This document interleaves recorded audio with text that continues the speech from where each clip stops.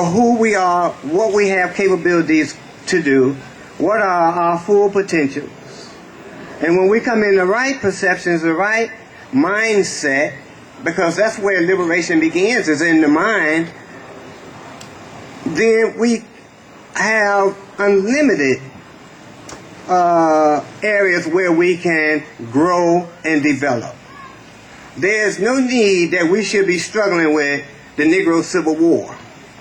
And when we refer to the Negro Civil War, we're talking about black on black crime, where you have not only the youth fighting against each other based on turf, based on nonsense, but you have people in family lives that are involved in abusive behavior. Abusive behavior, whether it's verbal abuse, physical abuse, emotional abuse, many forms of abuse where people are destined to try to tear each other down. That is a worthless life mindset for people to be struggling to try to tear each other down. And so obviously when we devote most of our time with that kind of energy, then we are truly wasting our time. In fact, in order to be liberated, we must be on top of excellent management of time. You know, either when we're in life, we either are serving time or we're allowing time to serve us. That's a big difference. You know, when El-Haji Malik Shabazz, better known as Malcolm X, was in prison from a physical term, he did not go to the institution of prison. He did not serve time. He allowed time to serve him. And what he did was develop a management of time where he studied the teachings of the Honorable Elijah Muhammad, as well as proficiently and profoundly learn the dictionary. And because of that change in his mind and the management of time, you know, the rest is history as far as the kind of mind that he developed from self-education. And so we can see what we have the abilities and the potentials to do when we just refocus our time. Time where we are allowing time to serve us instead of us serving time. So what are we doing with our daily lives? 24/7, 365. Are we allowing time to serve us? Devoted towards skills? Or are we serving time where we are dominated with chill time? And like many times I tell students, you know, we have to really learn how to chill in order to skill. And so that's what we really have to do as far as constructive behavior. When we're talking about liberation, development, independence, and etc. on this 4th of July weekend or time set, we know that this should be a 365 activity, or 365 activity year-round. That we should not just think about independence and liberation just one time out of the year, but this should be a regular behavior that we should be engaged in all the time.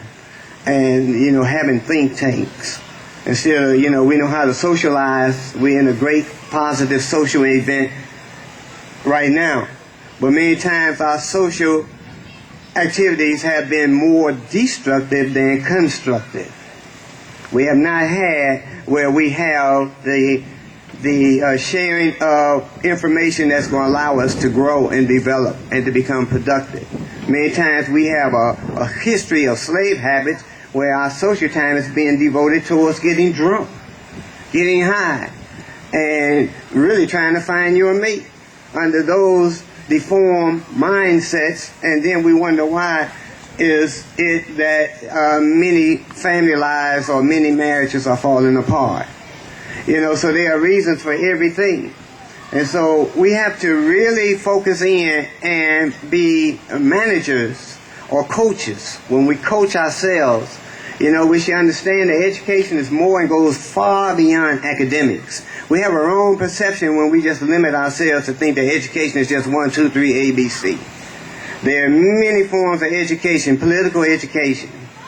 You know, the Honorable Martin Luther King, when he led many civil rights demonstrations during the civil rights era with economic boycotts, that was a form of political education. When they boycotted, and look at the results of when people are brought together intelligently to boycott and have a common goal. You know, many times countries today, they will have economic sanctions where they earmark a country in a negative way with economic boycotts. They would try to starve out or to deny countries or children or families, older citizens, medicine or supplies or really equipment that they really need in order to have good health. And so economic boycotts is used in a negative way, but we also know that through the duality of life that Imam Deen Mohammed taught us, we can use economic boycotts to bring about the real changes. But can we really come together? Instead of bickering, fighting, becoming jealous,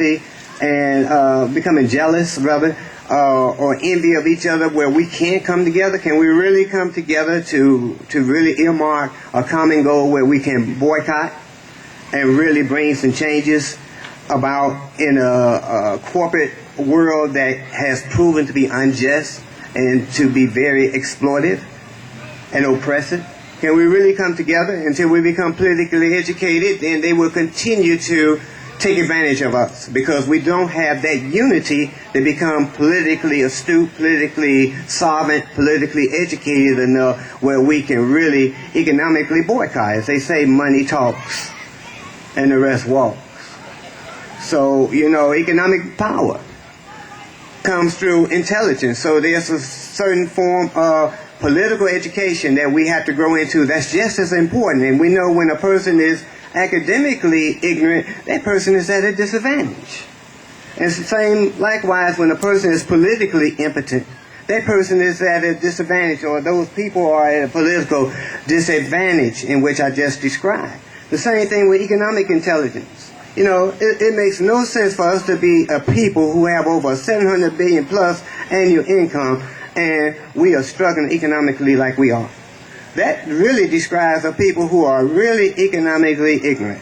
And you know, Martin Luther King said that two of the most dangerous things in all the world is sincere ignorance and conscientious stupidity. That's what Dr. Martin Luther King wrote in one of his profound books, From Strength to Love. But many of us don't even know Martin Luther King wrote a book because we have been chased mentally from trying to really learn or to read, take the time out to read. Some of our enemies have really taken our focus away from reading. So many times they tell us that if you want to hide something from blacks, put it in a book. So, you know, we should look at that and look at the strategy of what that is actually trying to do. And so we have to be more cognizant and aware of the strategies and the schemes and the plots and the plans that are being used to keep us underclass, undeveloped, and where people are taking advantage of our $700 billion annual income. We are one of the highest unemployed people and underemployed people in America. And what are the consequences when we're unemployed? What are the consequences when we don't have enough businesses to hire our own? Because that is where the hiring comes from, is from our own businesses. At one time, we were economically solvent to the point where we did have awareness of being